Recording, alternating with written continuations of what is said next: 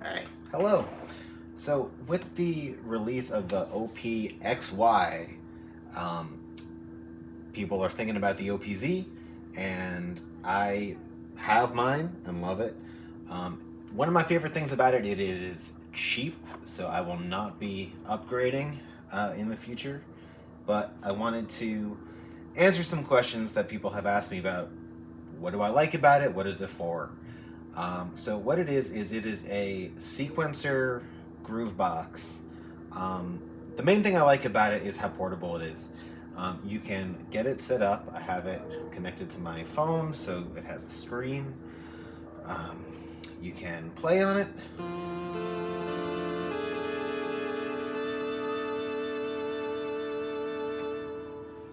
And if you start off with, for example, the kick drum, it's got some samples.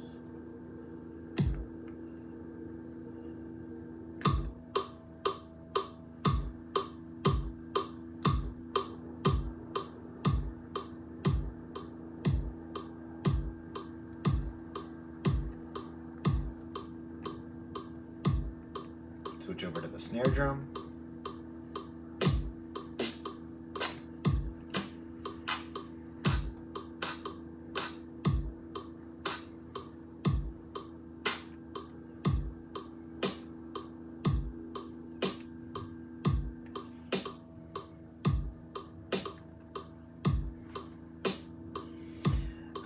It does have some sample manipulation. I don't tend to deal with that too much. The mixer track has an extra volume and compressor. Turn it. Oops. Hit the compressor too hard there. There you go. So I tend to use it fairly simply. If you set up a little drum beat, you can turn the metronome off. It's still going there. You can hit that tempo down a little bit.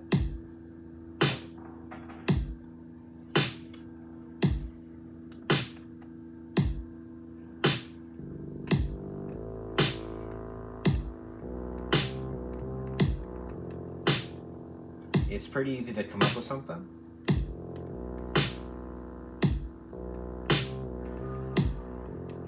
And you see, of course, this idea is longer than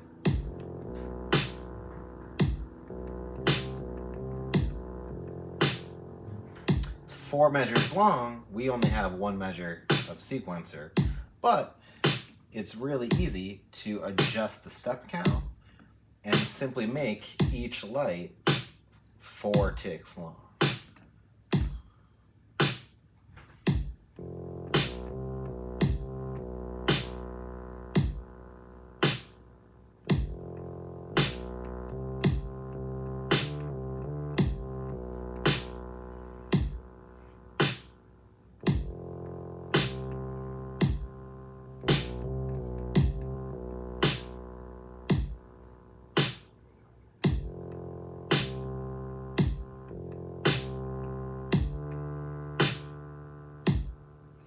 Decide what we're doing.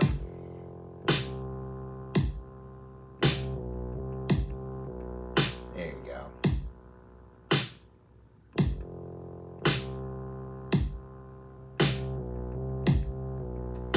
Once you got it, you can live record that. I'm going to hold record and hit play, and then it'll wait until I start to play, and then it'll start recording. Of course, I instantly make a mistake. Try it again.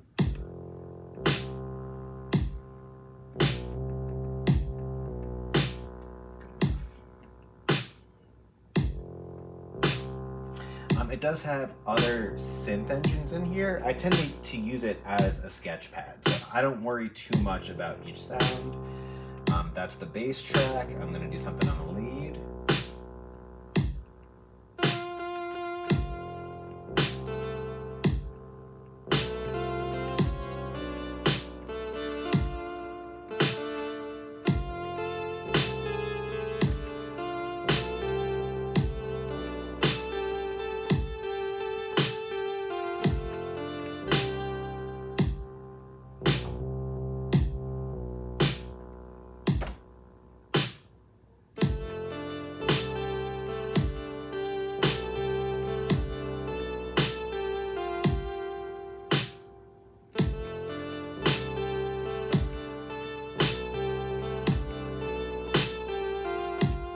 see, that's an even longer idea, but instead of making it 4 lights per click, I'm just gonna make it 8. Easy peasy.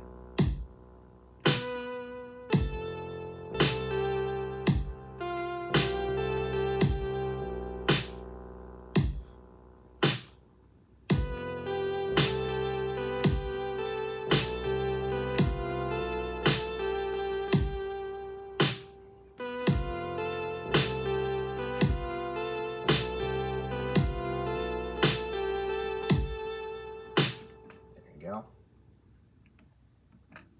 Same thing.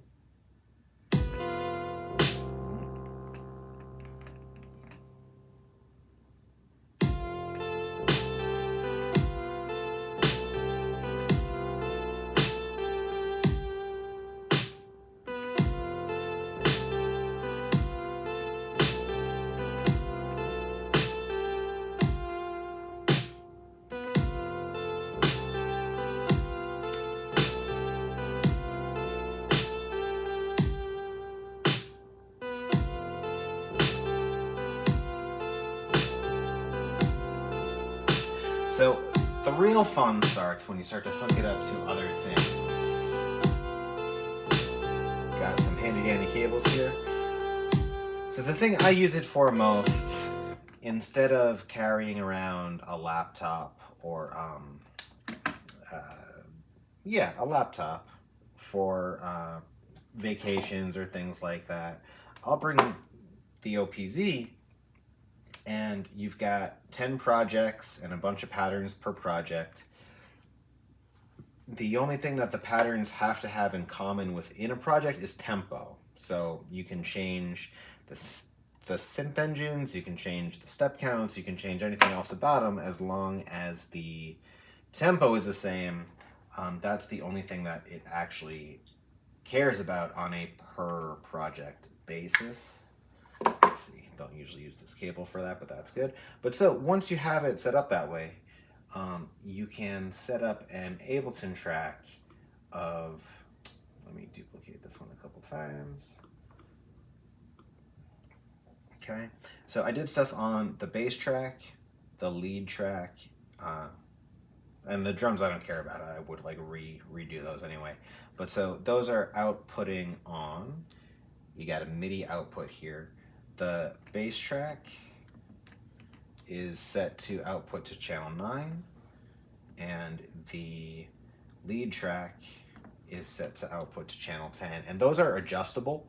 You can have the tracks output anywhere, and you can also have there's 4 pages for the 4 knobs. You can set those to any MIDI CC you want to, and then adjust them on the fly or program them into the sequencer, which is really cool.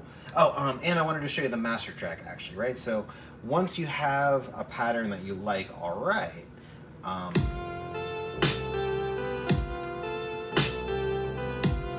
you can head over to the master track and transpose.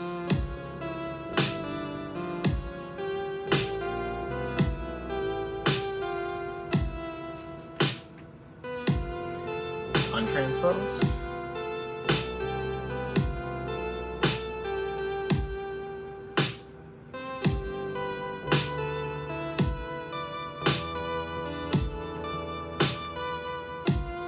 And that you can write into a sequence or just do it live, and the output will be affected by that too. So if I have, what did we say, the MIDI 1 channel 9 and the MIDI 1 channel 10. Set those up in Ableton to record.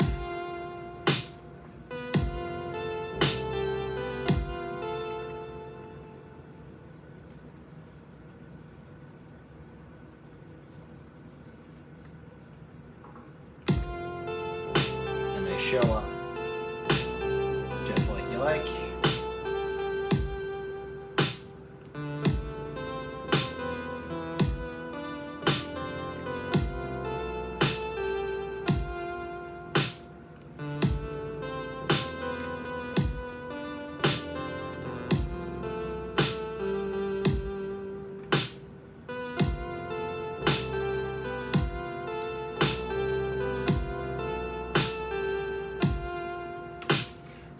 I know enough of music theory that I can compose something deliberately if I want to. Having the master track and just kind of like poking at it is a good amount of randomness to have without it feeling like the machine is doing the composing for me. A lot of MIDI generative tools I kind of don't love because it's like I want to write the music, you know, call me crazy, but that's a neat kind of way to get some experimentation in that you wouldn't necessarily have like get through otherwise. So that is how I mostly use it. I was also asked about how to sequence external gear with it, so I'm going to show you that a little bit too. So I have Alive and Mega. Get it on. We got the yes. So I'm gonna do a little adjustment to my audio setup here. I'm gonna come out of the Mega, use the headphone, and I have this handy dandy audio cable. So now the OPZ is gonna also come out of the Mega's jack.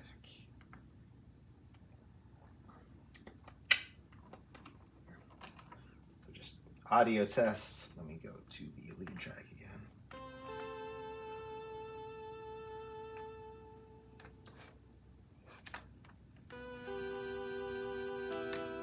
Give ourselves a little more volume there. Good. All right. So then, say that I wanted to keep the lead parts I wrote, but replace the drums. So I have this set up, I believe, to where track 3 on the OPZ is going to, let's actually do it on the fly, track 6 of the Mega, because that is the drum track.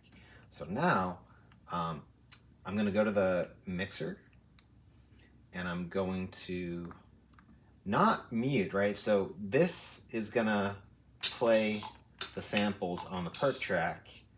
Turning it off is going to kill it completely. Oops. Or not. Can you imagine that? But if I shift and do, it should output the MIDI. Yeah, that is from, let's see, if I take the MIDI plug out, these are not doing anything. But because the MIDI plug is in, it is telling the Mega's channel, track 6, to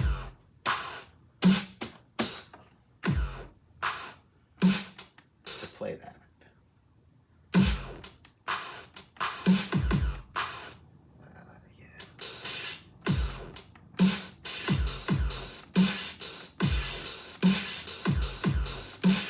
And again, I'm just going to live record that real quick. This way. I'm going to say.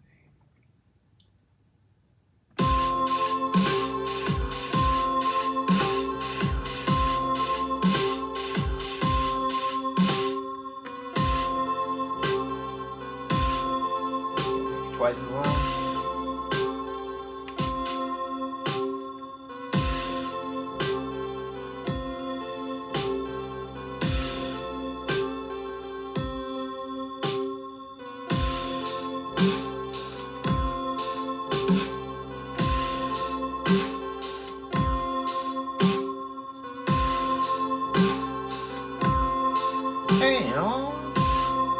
That already sounds pretty cool.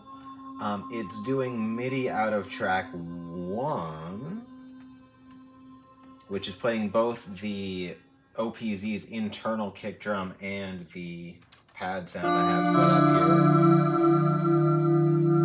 We're just going to turn that off entirely. We don't need it. We're going to set the snare track to MIDI output, and that is the bass sound here, except get down enough octave.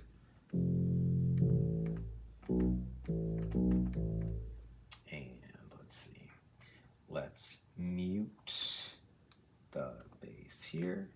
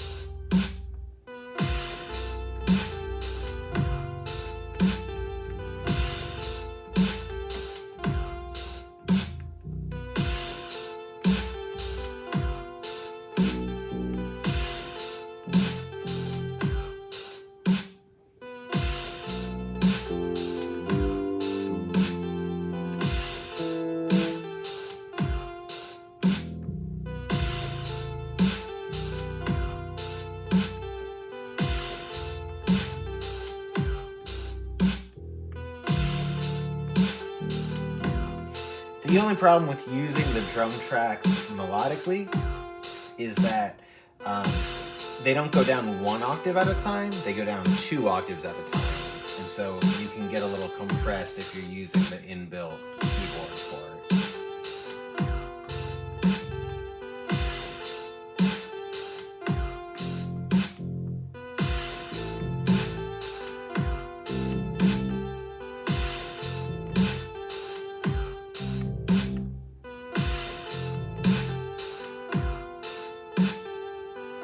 Twice.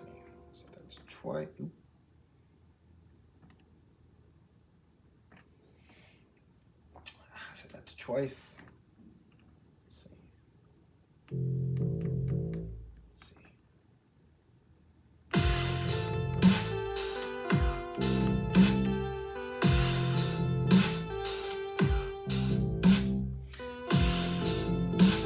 Master track still works.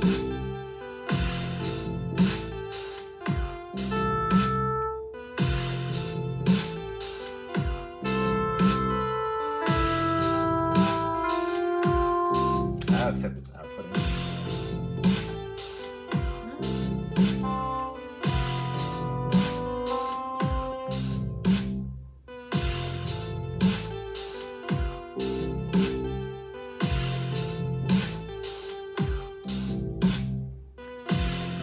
There you go.